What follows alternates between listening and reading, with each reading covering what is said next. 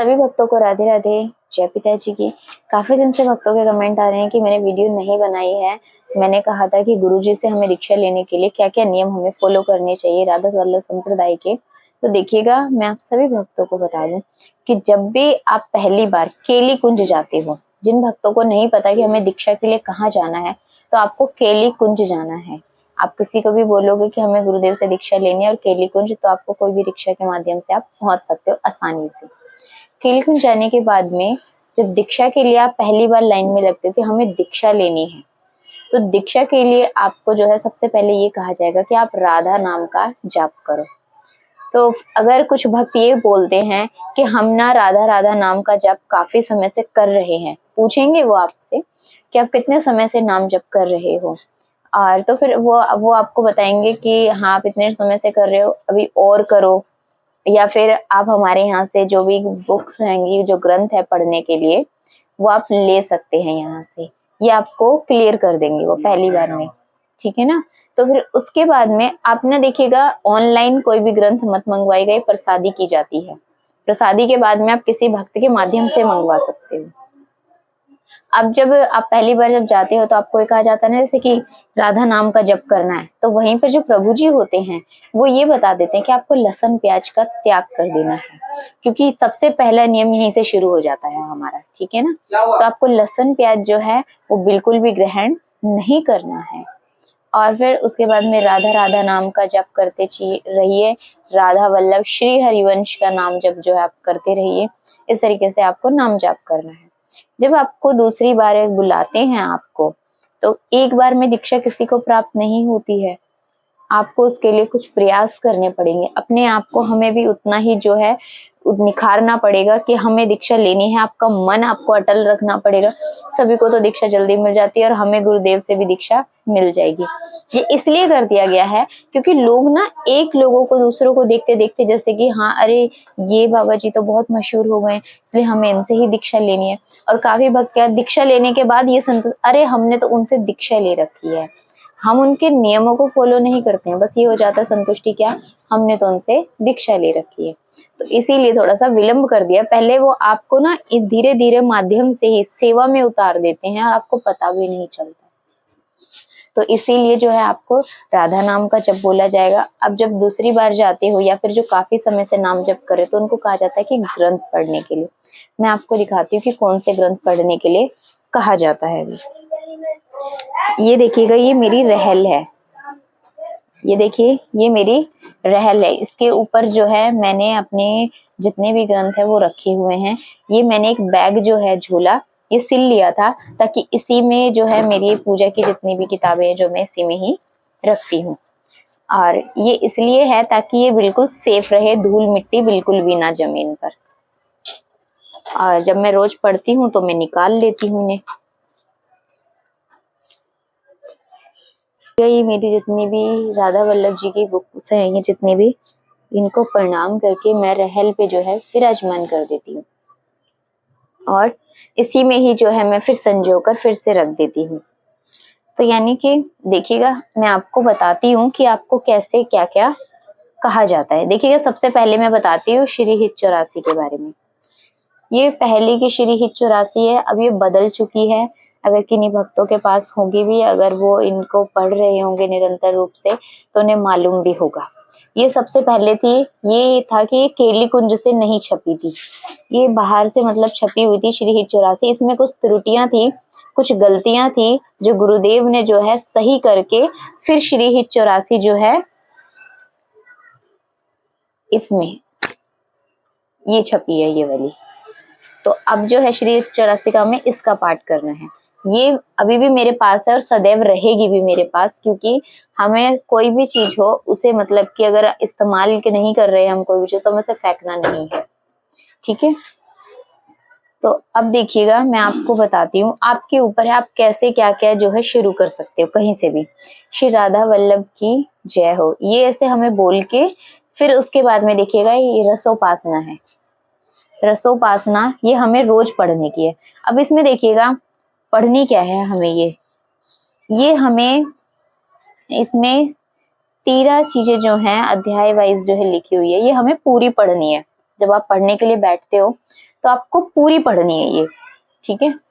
लेकिन इसका एक दूसरा भी ऑप्शन हैगा। कुछ भक्त कहते हैं कि हमें जैसे कि इमरजेंसी आ गई, हमें कहीं जाना पड़ गया एकदम से ही, हम पूरी बुक नहीं पढ़ सकते आज, ये आज हमारी किसी कारण से विलंब हो गया इसे पढ़ने में, मैं नहीं पढ़ पाऊंगी, तो मैं आपको बताती हूँ आपको क्या क्या पढ़ना है। यमुना अष्टक पढ़ना है आपको। यमुना अष्टक दिन में 3 बार पाठ करना होता है, ठीक है। प्रियाजू की नामावली, श्री लालजू की नामावली, रसिक ध्वनि नामावली, भक्त नामावली, श्री वृंदावन धाम नामावली, जितनी भी नामावली है आपको इनका पाठ करना होगा। अगर आप ये पूरा किसी कारण से नहीं पढ़ पा रहे हो तो, अगर कोशिश है तो पूरी ही पढ़िएगा ये। और जो है यमुना अष्टक दिन में 3 बार करना है आपको। अब श्री हित 84, अब देखिएगा श्री हित 84 जैसे कि मैं पढ़ती हूँ तो मैंने अभी आपको बताती हूँ। देखिए श्री हित 84 में जो है काफी चीजें जो सेवक वाणी में दी हुई वो इसमें भी हैगी। देखिएगा आपको इसके जो है 12 अध्याय, शुरू में जब आप जाओगे जैसे पहले दिन जाते हैं तो उसमें आपको ये कहा जाता है कि आपको इसके 5 पद पढ़ने हैं, ठीक है। 5 पद पढ़ने के लिए कहा जाता है, लेकिन धीरे आपके ऊपर, अगर आप श्री हित 84 पूरी भी पढ़ना चाहते हो एक दिन में तो आप पूरी भी पढ़ सकते हो, ऐसा कोई वो नहीं है। लेकिन 5-5 करके आपको इसलिए दी जाती है ताकि आपको ये लगे कि हम आसानी से कर पा रहे हैं, फिर आप अगर रेगुलर करोगे तो आप आसानी से कर भी पाओ, ठीक है। तो आपको 5 पद कहा जाता है। और जैसे जैसे जैसे आप दीक्षा के करीब पहुंचोगे, जिस दिन आपको दीक्षा के लिए कहा जाएगा कि आप दीक्षा के लिए आ जाइए, उस दिन आपसे ये कहा जाता है कि आपको 12 पद का नियम रखना है, यानी कि 12 सते 84, यानी कि 7 दिन में आप पूरी हित 84 जो है कंप्लीट कर सको। और एक दिन में कर सकते तो और भी अच्छी बात है आपके लिए। तो ये 12 पद देखिएगा आप इस तरीके से, ये 1, फिर ये 2 और 3, 4, 5, ऐसे करके ये 5 पद मतलब कि आपको पढ़ने हैं। ये हित 84 इस तरीके से आपको पाठ करना है। अब आती है श्री राधा सुधा निधि स्तोत्रम। इसमें जो है वो ऐसे वो धागा सा नहीं होता है ना जिससे कि हम पता लगा सके, तो मैंने तो क्या हुआ है मोर पंख रखा हुआ है, इसमें मोर पंख रखा हुआ है क्योंकि मुझे आसानी होती है फिर कि मैं कहाँ हूं तो मैं पढ़ सकूं। ये देखिएगा ये अर्थ सहित है, भावार्थ सहित है ये वाली। जब शुरू में जब मैं गई थी कि जब मुझे पाठ करने के लिए कहा था, तो मैं आपको बताती हूँ 2 पद पढ़ने के लिए कहा था मुझे कि 2 पद पढ़िए, फिर 2 से धीरे धीरे मैंने खुद से स्वयं से ही आगे बढ़ा दिया। 2 से फिर मैं 5 करने लगी, 5 से 7 कर लेती हूँ, 10 भी कर लेती हूँ, 11 भी कर लेती हूँ। अब मेरी इच्छा के ऊपर है, मैं 11 तो करती ही करती हूँ, मतलब कि पर डे जो है 11 कर लेती हूँ। अगर कोई इमरजेंसी किसी भी तरीके की कुछ ना हो तो मैं ज्यादा भी पद कर लेती हूँ, मतलब कि ये आपके ऊपर है। लेकिन आपको ये है कि कंटिन्यू 2 या फिर 5 करने ही करने हैं। तो इस तरीके से जो आपको राधा सुधा निधि के व्याख्या सहित है ये भावार्थ वाली ही लीजिएगा, क्योंकि वहां बताया भी जाएगा जो भक्त केली-कुंज जाते हैं कि आपको भावार्थ वाली ही पढ़नी है। सेवक वाणी है, ये सेवक वाणी है, देखिए अध्याय के हिसाब से है ये भी अर्थ सहित है, ठीक है। आपको जो है ये पढ़नी है, आप जितना आप पढ़ सकते हो। इसमें हरिवंश की जो है महिमा, कैसे वो पाठ करते थे, किस तरीके से गान करते थे, इसमें सब कुछ उनकी जो है महिमा जो वैभव है वो सब लिखा हुआ है। आप इनको जितना पढ़ सकते हो, 1 अध्याय पढ़ सकते हो, 2 अध्याय पढ़ सकते हो, ये आपके ऊपर है पढ़ने का, ठीक है ना। आपकी कितनी है इच्छा शक्ति, कितना पढ़ना चाहते हो। अष्टायाम सेवा पद्धति, अष्टायाम सेवा पद्धति जो है इसके अंदर लिखा हुआ है कि हमें श्री जी की 8 पहर की सेवा कैसे करनी है, ठीक है। तो इसमें अष्टायाम है, यानी कि किस समय भोग लगाना है, हमें किस समय जो है भजन कीर्तन करना उनके लिए, कैसे हमें उनकी सेवा करनी है, यानी कि ये सब चीजें जो हैं इसके अंदर लिखी हुई है। देखो आप ये देखो, ये मंगला समय है, मंगला भोग समय है, मंगला आरती है, और ये सुतांत छवि वर्णन है, हमें सुबह वन विहार का, स्नान का, श्रृंगार का, धूप आरती का, यानी कि सब चीजें जो है इसके अंदर लिखी हुई है। अष्टायाम सेवा पद्धति यानी कि 8 पहर की जलाडो की जो है, और ये भी अर्थ सहित है, ठीक है। तो यानी कि ये भी आपको जो है पढ़नी है। इसमें आपको ये पता चलता है कि हमें किस प्रकार सेवा करनी है। तो ये अष्टयाम सेवा पद्धति है। ये जितनी भी हैं ये आपको नियमित रूप से करनी ही है, और जो तिलक है वो आपके मस्तक पे होना ही चाहिए। काफी भक्त होते हैं कि हम पूरा तिलक नहीं लगा सकते हैं, तो आपको ये लगाना ही पड़ेगा। ये हमारे संप्रदाय की पहचान है। जो और कंठी माला, कंठी माला जो है आपको धारण करनी ही करनी है। और मैं कंठी माला इस बार लेकर आऊंगी क्योंकि मेरे को मेडिकल ट्रीटमेंट की वजह से कई बार जो है मेरे को माला निकालनी पड़ी, तो मेरे मोती कई बार गिर जाते थे और मिलते नहीं थे क्योंकि मेडिकली में अचानक से। तो माला जो है आपको पहननी ही पहननी है, यानी कि कंठी माला जरूर, और इसको उतारना नहीं है कभी भी कंठी को अपने गले से। अब एक चीज और बताती हूँ मैं, नाम वाली जो भक्त अगर कंठी पहनते हैं, राधा नाम लिखा होता है या राधा कृष्ण की जो फोटो बनी रहती है वो, तो कृपया करके मत पहनिएगा। जब मैं गई थी तो मुझे भी मना कर दिया था, हालांकि मैं नहीं पहनती थी, लेकिन उनका फर्ज था हमें समझाने का। उन्होंने कहा क्योंकि हमें बार बार जो है शौच अगर जाना पड़ जाए, बाथरूम जाना पड़ जाए, तो इसलिए मेरे पास एक है भी राधा नाम की 5, उसमें जो है कमल के फूल में राधा राधा लिखा हुआ है। मैं जितनी बार अगर मैं उसे हमेशा नहीं पहन के रखती हूँ, लेकिन जब भी पहनती हूँ मैं, अगर मैं बाथरूम जाती हूँ तो मैं उतारने के बाद ही जाती हूँ। फिर उसके बाद में मैं अच्छे से मतलब अपने आप को स्वच्छ रख के फिर धारण करती हूँ। यानी कि हम उसको पहन के नहीं जा सकते, गंदे हाथ नहीं लगा सकते, क्योंकि उसमें राधा पवित्र नाम लिखा हुआ है। और ऐसी फोटो वाली पहनने के लिए भी मना किया जाता है, क्योंकि इन चीजों के ज्यादा ही मतलब हमें ध्यान रखना होता है, क्योंकि मामूली चीज नहीं है। अगर आप जैसे कि जय महाकाल लिखा हुआ है कपड़ों पे, राधा लिखा हुआ है, आज का कंगन पे हाथों पे राधा नाम लिखा आता है वो पहनते हैं, इन सब की मनाही है, क्योंकि इनसे हमारे गंदे हाथ लगे थे, शौच जाना होता है तो हम जाते हैं, पहने रहते हैं, तो ये नहीं करना है आपको बिल्कुल भी।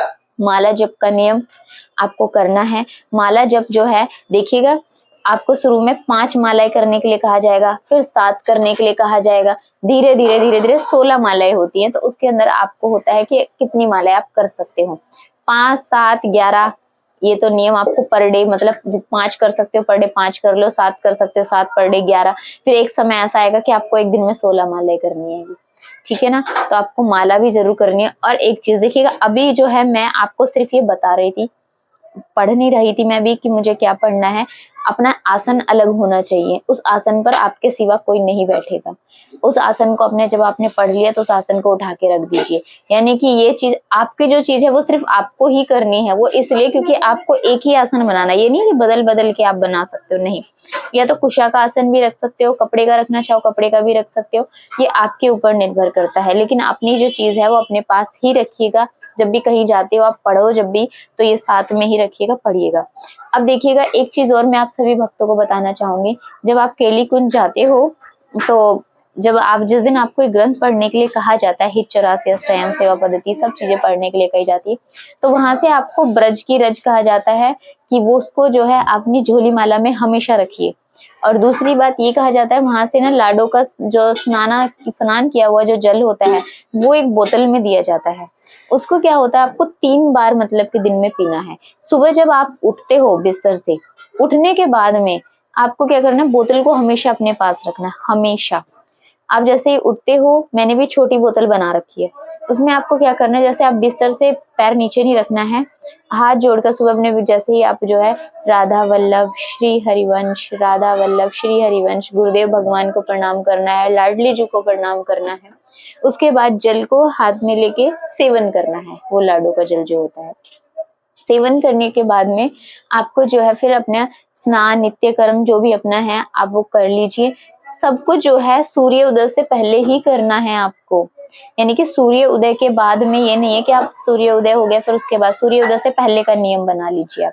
थोड़ा सा इसमें मुश्किल होगी लेकिन धीरे धीरे आपका ये नियम भी हो जाएगा। तो आपको सूर्य उदय से पहले ये सब कार्य करने हैं। और जो रज होती है वो आपको हमेशा अपने साथ लेकर जानी है जब भी आप बाहर जाते हो, और जो जल होता है वो भी हमेशा आपको बाहर लेके जाना है। जैसे बाई चांस आप कहीं सफर पे जा रहे हो, सफर पे जाते समय अगर आप वहां पे अगर आप फ्रेश वगैरह हो जाते हो, आपके पास मतलब कि कोई सुविधा नहीं है स्नान करने की या कुछ भी, तो फिर इनके लिए मुझे वहां की सखी जी ने, जो केली कुंज की सखी जो है, उन्होंने ही मुझे बताया था कि आपको क्या करना है, जल जो है वो आपको लेना है, थोड़ा सेवन कर लेना है, ब्रज की रज है वो थोड़ी सी चाट लेनी है, थोड़ा सा छिड़काव कर लेना रज का। इस तरीके से आप बिल्कुल शुद्ध हो जाते हो, ठीक है ना। तो आप फिर उसके बाद में, इसका मतलब ये नहीं है कि आप माला जप करने लग जाओ, उससे माला जप नहीं करनी आपको, इससे आप जो है एकदम से स्वच्छ हो जाते हो, ठीक है ना। नाम स्मरण जो भी चीजें आपको करनी है वो सब, यानी कि आप जितनी कोशिश कीजिएगा झोली माला आप स्नान के बाद ही लीजिएगा। तो इस तरीके से जो है आप सेवा कर सकते हो। अगर और भी किन्हीं भक्तों को सवाल है तो आप मुझे कमेंट कीजिएगा, मैं जितने भी भक्तों के जो सवाल होंगे उन कमेंट्स के ऊपर ही मैं वीडियो बना दूंगी आपकी, ठीक है, जिसमें आपके सभी सवालों के जवाब आपको मिल जाएंगे कि किस भक्त ने क्या सवाल पूछा है। ये सभी को राधे राधे, जय पिताजी की।